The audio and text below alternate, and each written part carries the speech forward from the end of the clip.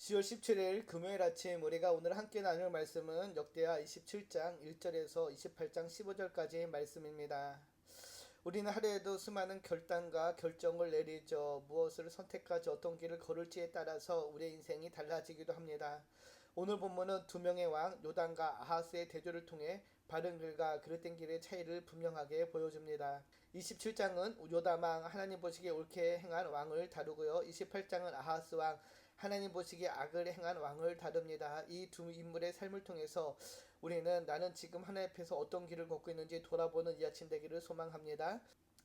27장을 보면은 요담 왕의 통치가 짧게 기록되어 있습니다. 하지만 그의 삶은 한 문장으로 요약되는데요. 2절을 보면은 요담이 그의 아버지 우시아의 모든 행위대로 여호와 보시기에 정직하게 행하였으나 여호와의 성전에는 들어가지 아니하였고 백성은 여전히 부패하였더라. 여호와 보시기에 정직하게 행하였다라고 요담의 삶을 정의해 줍니다. 여호와 보시기에 정직하게 행하였다라는 것은 단순히 도덕적으로 바르게 행했다는 것이 아니라 하나님의 기준에 맞게 하나님과의 관계 속에서 정직하게 행했다는 것을 이야기합니다.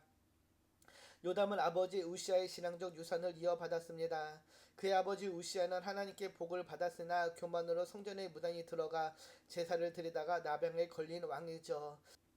아마도 요담은 이 사건을 기억했습니다. 그래서 그는 27장 2절에서 성전에 들어가지 않았다라고 기억하지요. 하나님을 경외하면서도 제사장의 직분의 경계를 지킨 왕이었습니다. 그러나 본문을 보면 동시에 이렇게 이야기하죠. 백성은 여전히 부패하였더라. 요담은 바르게 행했지만 백성은 여전히 타락한 길을 걸었습니다. 백성들이 이러한 신앙적 타락의 배경에는 여전히 철폐되지 않은 산당들이 있었는데요. 열왕기하 15장 35절을 보면은 오직 산당을 제거하지 아니하였으므로 백성이 여전히 그 산당에서 제사를 드리며 분향하였더라. 요담이 하나님 보시기에 정직하게 행하는 왕이었지만은 산당을 제거하지 않았으므로 인하여서 백성은 여전히 타락한 길을 걷게 됩니다. 이런 요담은 신앙적으로 뿐만 아니라 현실적으로 유능한 왕이었습니다. 3절 이하를 보면은 성전 윗문을 건축하고 오벨 성벽을 증축하는 모습을 보이게 되지요.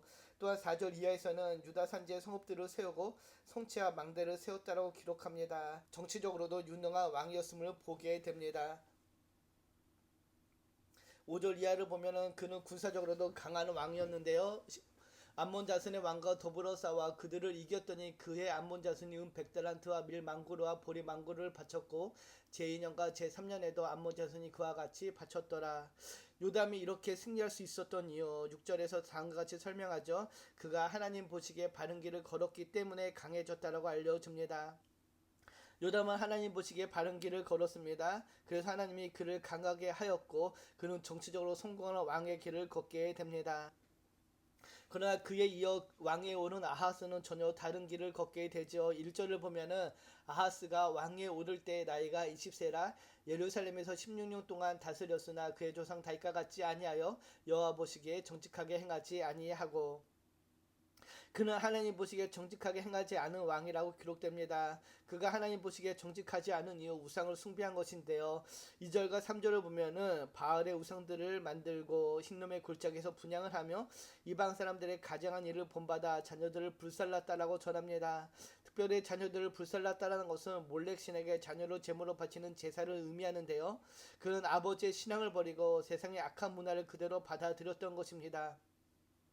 그 결과가 어떠한가요? 5절 이하를 보면은 하나님께서 유다를 적들의 손에 넘기시게 됩니다. 하나님은 그를 아람 왕과 이스라엘 왕의 손에 넘겨 혹독한 대가를 치르게 하셨는데요. 8절을 보면은 이들의 자손이 그들의 형제 중에서 그들의 아내와 자녀를 합하여 20만 명을 사로잡고 그들의 재물을 많이 노력하여 사마리아로 가져갔다라고 이야기합니다. 아람은 많은 백성을 다메섹으로 포로로 끌고 갔고요. 북이스라엘은 유다의 용사 12만 명을 죽이게 됩니다. 또 왕국의 주요 인물들은 죽임을 당하고 유다 백성 20만 명이 포로로 끌려가게 됩니다. 왕뿐 아니라 백성 전체가 하나님을 버린 결과를 할 수 있습니다. 그러나 이런 상황 속에서도 하나님은 여전히 은혜의 손길을 이어가십니다. 선지자 오뎃을 통한 하나님의 말씀이 북이스라엘에게 주어지는데요. 9절 이하를 보면은 하나님은 하늘을 버린 남유다를 여전히 사랑하시며 긍휼의 손을 펴십니다. 선지자 오뎃은 유다인이 잡혀오는 모습을 보며 북이스라엘 군대를 책망하죠. 과도한 살육과 동족을 노예로 사로잡는 그런 악함을 지적하며 하늘의 명령을 없이 여긴 처사에 징계가 임할 것을 경고합니다. 이런 오직 선지자의 경고를 들은 북이스라엘 몇몇 지도자들이 회개하죠. 12절 이하를 보면은 그들은 포로들에게 옷을 입히고 먹이고 마시게 하며 또한 기름을 바르고 약한 자들을 나귀에 태워 여리고 근처로 돌려보내게 됩니다. 하나님의 국률에 임한 것이죠. 하나님께서는 심판 가운데서 자비의 길을 열어두셨습니다. 아하스의 악으로 인해 유다는 징계를 받았지만은 하나님은 선지자를 통해 회복의 길을 열어주신 것이죠. 하지만 안타깝게도 아하스는 회개하지 않고 오히려 더 깊은 우상 숭배로 빠져들게 됩니다. 그리고 그의 삶은 결국 하나님을 떠난 비참한 비극으로 끝나게 되지요. 오늘 본문의 요담과 아하스의 길을 두 길이 우리에게 주어집니다. 요담과 아하스는 부자였지만은 전혀 상반된 길을 걷게 됩니다.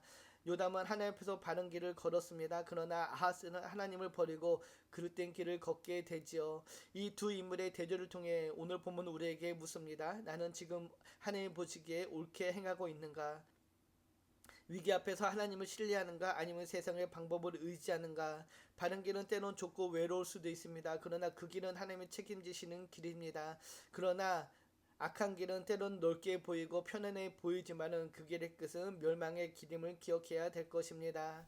마태복음 7장 13절 14절을 보면 다음과 같이 이야기하죠.